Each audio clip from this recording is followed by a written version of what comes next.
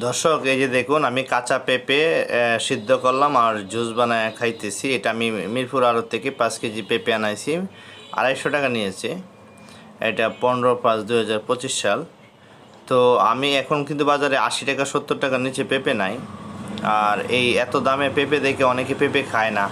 আরও গত 2 মাস 3 মাস আগে থেকেই আপনার ফেব্রুয়ারি মার্চ এপ্রিল মে জুন এপ্রিল মে জুন এইসব এপ্রিল মে মার্চ এপ্রিল মে 3 মাস কিন্তু বাজারে পেঁপে ছিল না, একেবারে দামি। ফেব্রুয়ারি মাস থেকে অনেক দাম পেঁপের ছিল। এই যে পেঁপে মাঝখানে এই গ্যাপটা থাকার উদ্দেশ্য হলো আপনার বাগানগুলো বড় বয়স হয়ে গেছিলো, নতুন পেঁপে বাজারে আসতে সময় লাগে। এই সময় কিন্তু মানুষ দাম দেখে এই পেঁপেটা খায় না। পেঁপে না খেলে কি হয়, আপনার কষা হবেই, কোষ্ঠকাঠিন্য হবে, বিভিন্ন ধরনের সমস্যা হবে। আর এই সমস্যা থেকে অনেক রোগ হবে।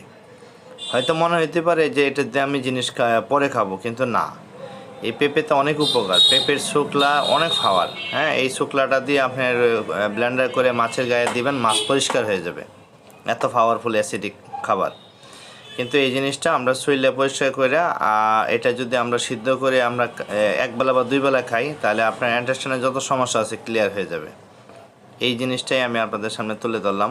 দর্শক, আপনারা যদি এরকম চিন্তা করেন, ভালো থাকতে পারবেন।